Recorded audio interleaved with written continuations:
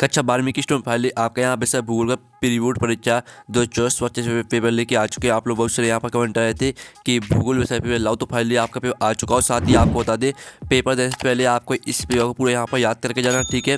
पूरा आपका यही पेपर आएगा और साथ ही इस वीडियो को आपको अपने यहाँ पर दोस्तों तक भी शेयर कर देना है, जिससे वो भी यहाँ पर 70 में 70 नंबर लेके आ सके, ठीक है।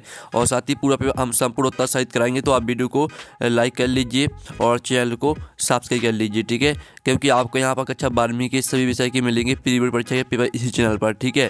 तो आप चैनल को सब्सक्राइब करके रख लीजिएगा। और साथ ही आप यहाँ पर डेली टाइम आपका 3 घंटे रहने वाला है और आपके यहाँ पर निर्देश आते हैं, ठीक है। सही प्रश्न अनिवार्य है, आपका दूसरा निर्देश आता है, तीसरा, ठीक है, चौथा निर्देश, 5वां। तो आप यहाँ पर निर्देश पढ़ लीजिएगा। और साथ ही आपका जो पेपर रहेगा वो हिंदी इंग्लिश वर्जन दोनों में रहने वाला है। अब चलिए आपके यहाँ पर देख लेते हैं सही विकल्प।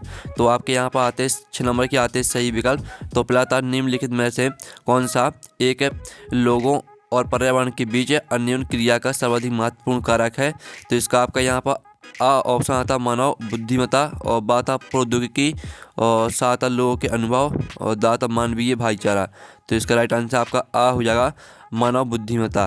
फिर आपका जो यहाँ पर दिया दूसरा, सोवियत संघ में सामूहिक कृषि को कहा जाता है। तो आपका था ठीक है कोला खोज, और बात आपका लदांग, और साथ आपका यहाँ पर ट्रक है फार्मिंग, और दाता निर्भर कृषि। तो इसका राइट आंसर आपका आ हो जाएगा ठीक है कोला खोज। और जो आपके यहाँ पर तीसरा दिया गया है, तो तीसरा दिल्ली विश्व का सबसे व्यस्तम व्यापारिक समुद्री मार्ग है। तो इसका राइट आंसर आपका बा हो जाएगा उत्तरी अटलांटिक समुद्री मार्ग। और जो आपका चौथा दिया गया है, ठीक है, राष्ट्रीय युवा नीति का शुभारंभ हुआ है। तो यहाँ पर राष्ट्रीय युवा नीति का जो शुभारंभ हुआ है वो आपका यहाँ पर, ठीक है, जनवरी 2014 में हुआ था, ठीक है। तो जनवरी 2014 आपका राइट आंसर रहेगा। फिर 5वां आपका आता है जनगणना वर्ष 2011 में भारत में नगरीकरण का स्तर कितने प्रतिशत था। तो आपका आ आता 1.16%, और बा आता 70.8%, और सा आता 25.71%, और दा आता 23.34%। तो आपका इसका यहाँ पर जो राइट आंसर रहेगा वो आपका राइट आंसर क्या हो जाएगा, इसका आंसर आपका आ हो जाएगा 31.16%, ठीक है। और 6वां आता निम्नलिखित में से कौन सा सिंचित क्षेत्रों में भू निम्नीकरण का प्रकार है। तो आपका इसका जो राइट आंसर रहेगा वो आपका बा हो जाएगा मृदा लवणता, ठीक है। मृदा लवणता आपका यहाँ पर राइट आंसर रहेगा। तो इस तरह से जो आपके सही विकल्प वो कंप्लीट हो जाते हैं। साथ ही यहाँ पर इंग्लिश मीडियम की स्टूडेंट भी देख लीजिएगा, ठीक है। तो पहले का आपका यहाँ पर एक करेक्ट आंसर रहेगा, ठीक है। दूसरे का भी आपका एक करेक्ट आंसर रहेगा, और तीसरे का आपका यहाँ बी करेक्ट आंसर रहेगा, चौथे का आपका रहेगा एक करेक्ट आंसर, ठीक है। और 5वें का भी आपका एक करेक्ट आंसर रहेगा, और जो आपका 6वां है तो 6वें का आपका बी करेक्ट आंसर रहेगा, ठीक है। अब चलिए आपके आते हैं रिक्त स्थान की पूर्ति की, जो कि आपके 6 नंबर के रहने वाले हैं। तो पहला आपका आता अमूलवादी रेडिकल विचारधारा ने निर्धनता के कारण बंधन और सामाजिक असमानता की व्याख्या के लिए डोंट के सिद्धांत का उपयोग किया। तो इसका आंसर रहेगा, ठीक है, मार्क्सवाद के सिद्धांत का प्रयोग किया। तो आपका पहले रिक्त स्थान का आंसर रहेगा मार्क्सवाद। फिर जो आपका दूसरा आता है राष्ट्रीय महामार्ग संख्या 7 जो वाराणसी को डोंट से जोड़ती है। तो इसका आंसर रहेगा कन्याकुमारी, ठीक है, कन्याकुमारी से जोड़ती है। तो कन्याकुमारी आपका यहाँ पर राइट आंसर रहेगा, ठीक है, कन्याकुमारी। फिर आपका तीसरा आता है 1901 से 1921 की अवधि को भारत की जनसंख्यांकी वृद्धि की डॉट प्रावस्था कहा जाता है। तो इसका आंसर है स्थिर, ठीक है, स्थिर प्रावस्था कहा जाता है। तो स्थिर आपका यहाँ पर राइट आंसर रहेगा।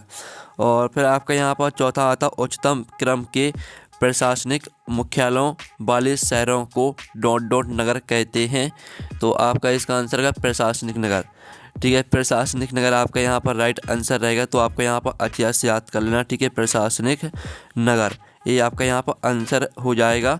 और जो आपके यहाँ पर आता है डॉट राज्य देश का आधे से अधिक ज्वार उत्पादित करता है। तो इसका आंसर है महाराष्ट्र, ठीक है, महाराष्ट्र आपका यहाँ पर राइट आंसर हो जाएगा, ठीक है। महाराष्ट्र राज्य देश का आधे से अधिक ज्वार उत्पादित करता है।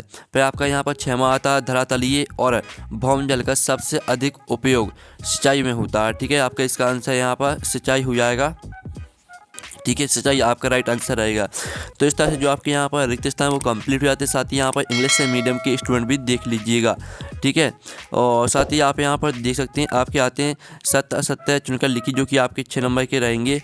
तो पहला था, ठीक है, जानकीय संक्रमण सिद्धांत की अंतिम अवस्था में प्रजननशीलता और मतरता दोनों अधिक घट जाती है। तो पहला आपका यहाँ पर सत्य रहेगा, ठीक है। फिर आपके यहाँ पर दूसरा देख लेते हैं। दूसरा आता है विस्तृत वाणिज्य अनाज कृषि में प्रति व्यक्ति उत्पादन अधिक होता है। तो दूसरा आपका यहाँ पर सत्य रहेगा।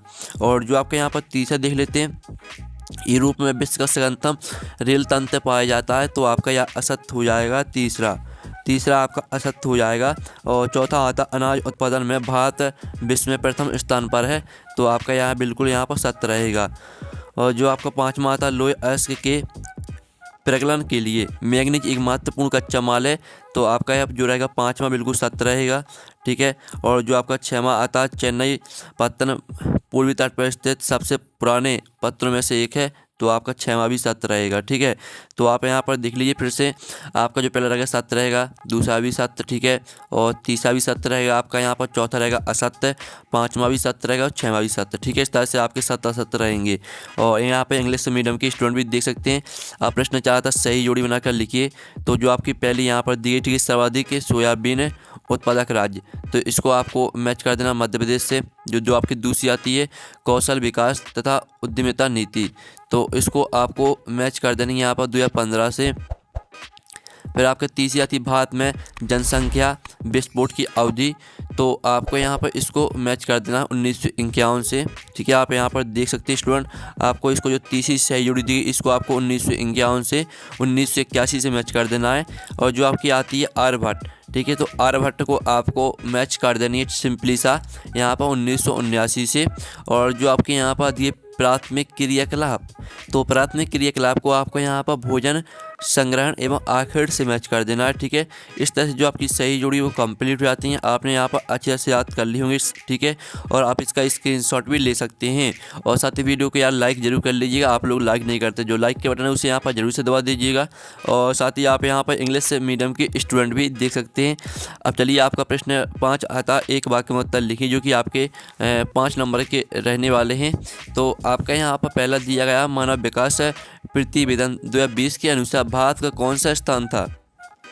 तो जो भारत का जो आपका स्थान था वो था आपका 131वां, ठीक है, 131वां आपका यहाँ पर राइट आंसर रहेगा, ठीक है, 131वां।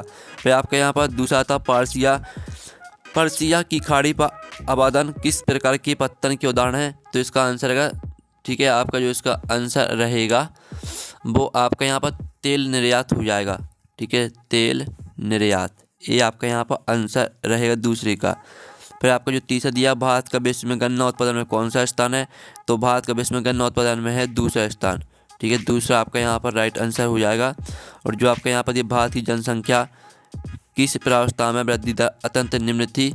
तो इसका आंसर रहेगा 1901 1921, ठीक है, ये आपका आंसर रहेगा। और जो आपका आता है पाँचवा, भारतीय रेल प्रणाली को कितने मंडलों में विभाजित है। तो भारतीय रेल प्रणाली 19 मंडलों में विभाजित है, ठीक है, 19 मंडलों आपका इसका राइट आंसर रहेगा। फिर आपके यहाँ पर इस तरह से जो आपके ऑब्जेक्ट पूरे कंप्लीट करा दिए हैं। अब प्रश्न आपका 6 आता है, ठीक है, मानव भूगोल की 2 शाखाओं का नाम लिखिए। अथवा आता है, ठीक है, एलन सी सैम्पल के अनुसार मानव भूगोल की परिभाषा लिखिए। और जो इनके आंसर वो भी हम बताने वाले। पहले आप यहाँ पर 2 अंक के क्वेश्चन देख लीजिए, फिर इनके आंसर देखेंगे। प्रवास को प्रभावित करने वाले कोई 2 प्रतिकर्ष कारकों को स्पष्ट कीजिए, इसका अथवा देख लीजिए। फिर आपका 8वां था मानव विकास शब्द से क्या अभिप्राय। अथवा आता मानव विकास के 4 उपागमों के नाम लिखिए।